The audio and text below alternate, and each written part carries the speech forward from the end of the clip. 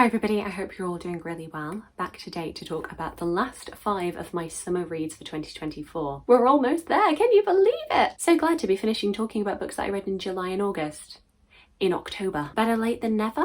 Without much further ado, let's just get straight into these books. First book I have to show you today is Messalina, The Life and Times of Rome's Most Scandalous Empress by Cargill Martin. This is non-fiction, a historical biography looking at the life of Messalina, who was the third wife to the Emperor Claudius. And she is not depicted very favourably in most of the ancient sources about her. She's typically portrayed as being power-hungry, ruthless, sexually promiscuous, manipulative and scheming. And in this biography, Cargill Martin is looking to redress the balance and give more of a nuanced portrayal for her, particularly taking to task those ancient historians, looking at their biases, why it would be that they would want to depict Messalina in such a way, and is there actually any evidence for it that we can find. As I say, there isn't much evidence for her. The little that we do have that is reported on her is quite damning, and so Cargill Martin has to do a lot of guesswork in this book. It is definitely much more of a speculative biography, with her having to give us a lot of context and background knowledge to the ancient world, particularly that political environment that Messalina was working under, in order to flesh out this biography, which actually makes it a really good introduction to Imperial Rome. It's really useful to have all of this context, but it does sometimes mean that you end up losing Messalina in the midst of all of this information. But what she does portray of Messalina is really fascinating, using Messalina kind of as a case study for depictions of women who had any sort of proximity to power in ancient Rome. I definitely think it is one that is easy to read and dip into, despite the fact that I know that there are going to be some people who read this and do get irked by the amount of times that Cargill Martin is just having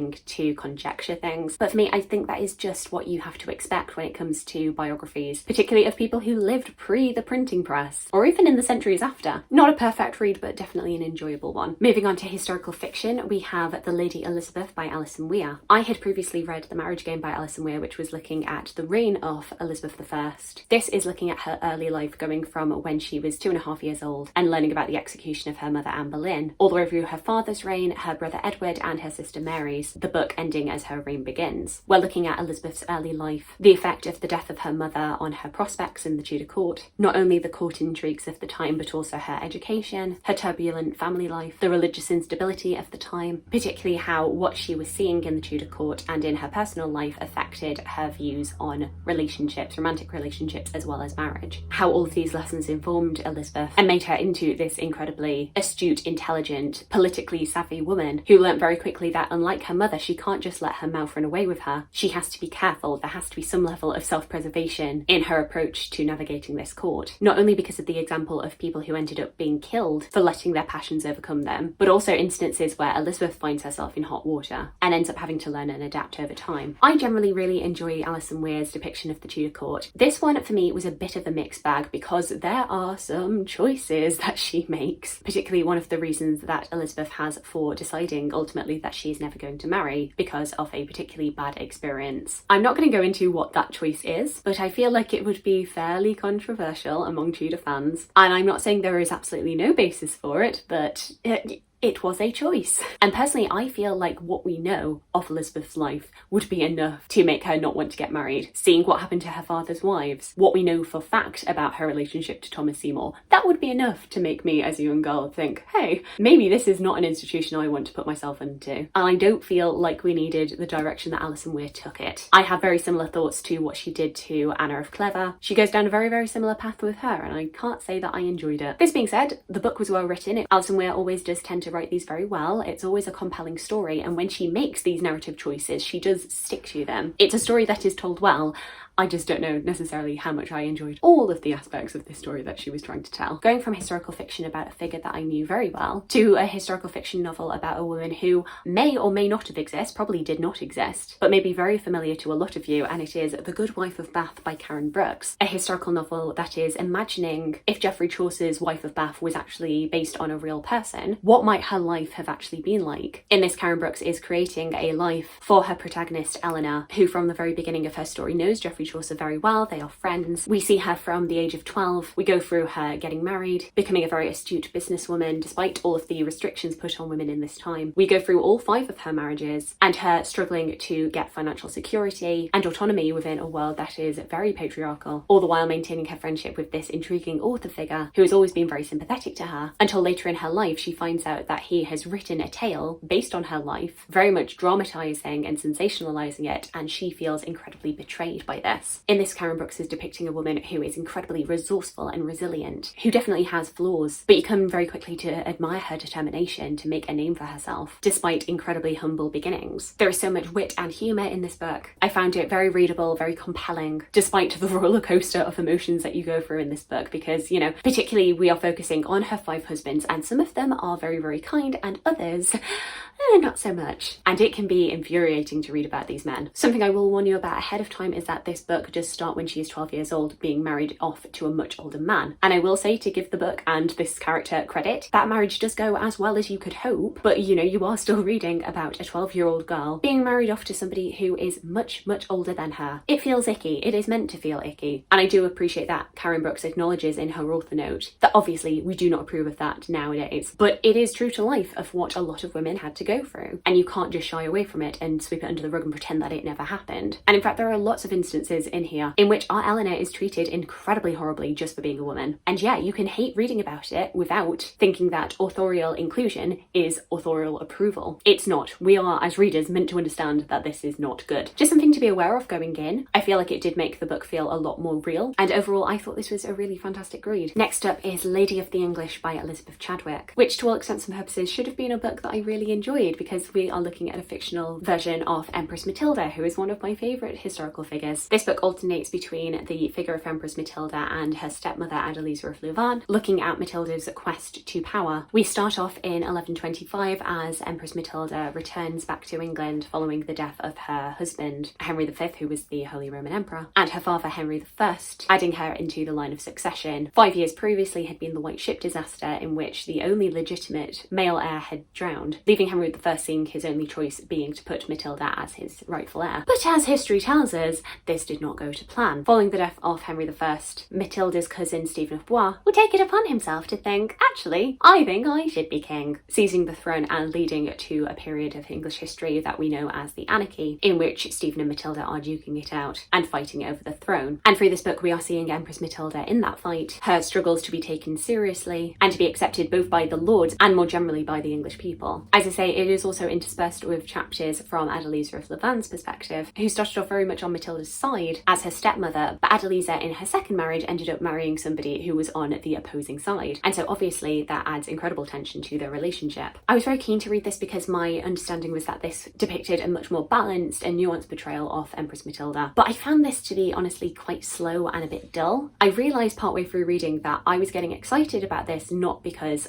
I was enjoying the writing style, but because I knew what was coming up. And I was like, okay, let's see how Elizabeth Chadwick depicts that. And then very quickly found myself a bit bored. I really appreciate in this book that we are seeing quite a prickly, quite off-putting Empress Matilda. Because, you know, from what we know about her from historical record, she was rather. It was one of the things that the chronicles hated about her, was that they called her too bossy and demanding, despite the fact that those were qualities that were pretty much prized in kings. No, not acceptable if you're a woman. I also felt like I didn't really need the Adeliza of Louvain chapters. Didn't find them necessary. It is interesting to see a different kind of woman in this period, somebody who is much more drawn towards peace and negotiation, a more gentle presence, as opposed to the more brash, argumentative Matilda. But still, I didn't necessarily feel like I needed that. It probably would have been more interesting, I think, to see the two different Matildas. So we have Empress Matilda, but we also have Stephen's wife, Matilda of Boulogne. I think she would have been a much more interesting person to get perspective of. But that's just my opinion. I also really hated the way that her marriage to her second husband is depicted. We know that Matilda and Geoffrey of Anjou had a pretty tumultuous, at least start to their marriage, if not the whole way through. They did not like each other, and so I was expecting to see that. So I was expecting to see a pretty toxic, abusive marriage, especially at the start. What I did not enjoy, though, was for Elizabeth Chadwick to depict it as Matilda kind of being into this dynamic. It's kind of reminiscent to early seasons of The Great, if any of you have seen that show, with Elle Fanning and Nicholas Hoult. These two people who absolutely hate each other, but they're also the only one who gets the other, and they are very sexually attracted to each other as a result. And I didn't need that with this book. I didn't like it. I thought it was unnecessary. So yeah, ultimately ultimately not the most enjoyable reading experience, which was a shame because I want to have a historical fiction on Empress Matilda that I love. Not there yet. And then we have the biggest book that I've read so far this year, Feain by Anne-Marie MacDonald, historical fiction which is looking at the life of Charlotte Bell, who is a young, very isolated girl living in Feain, located right on the border between England and Scotland. And this book has a lot of commentary, a lot of themes of kind of being on the edge, being on the border of something. You know, I see what you're doing, Anne-Marie MacDonald, I do. Charlotte is naturally very inquisitive and intelligent, but she is very much restrained by her father. Her father has told her entire life that she has a mysterious medical condition, which means that she cannot venture out too far, and her father keeps her pretty hidden by society. All of this starts to unravel, however, when she ends up getting a tutor, and slowly but surely as a result, secrets start to emerge about the family, and we find out more of the truth of Charlotte's life and her family's backstory. It is a very like Victorian Gothic feeling story, which, as I say, is looking at these themes of freedom and restraint, of identity, social constraints, and gender. This was a book that I know was a favourite of a lot of people last year, and so I was very excited to read it. And unfortunately, I didn't really enjoy this. I was really intrigued by this. I really enjoy a lot of what this book is trying to do. I just did not enjoy the execution. For starters,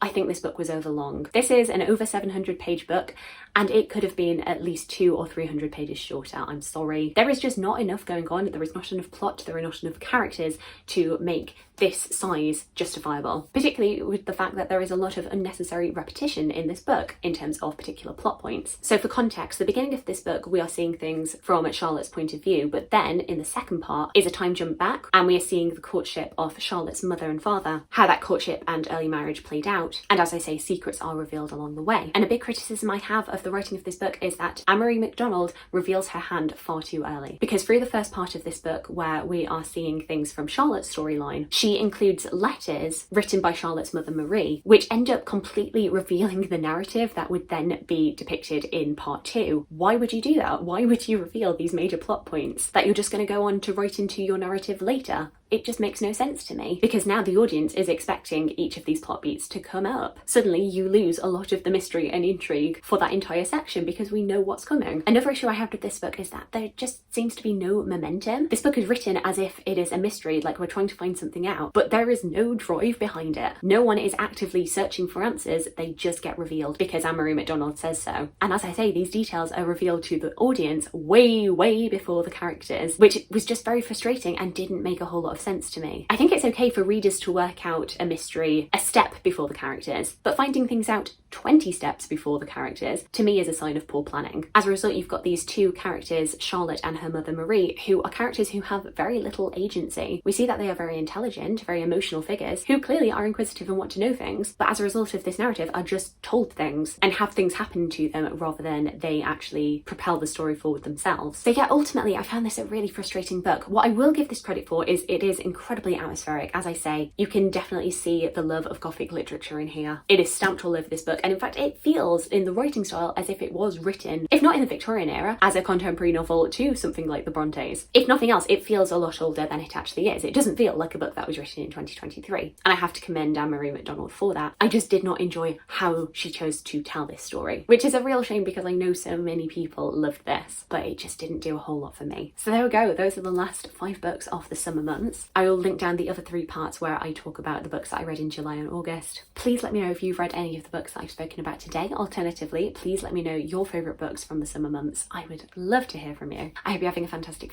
day, and I look forward to talking to you again soon. Thanks. Bye.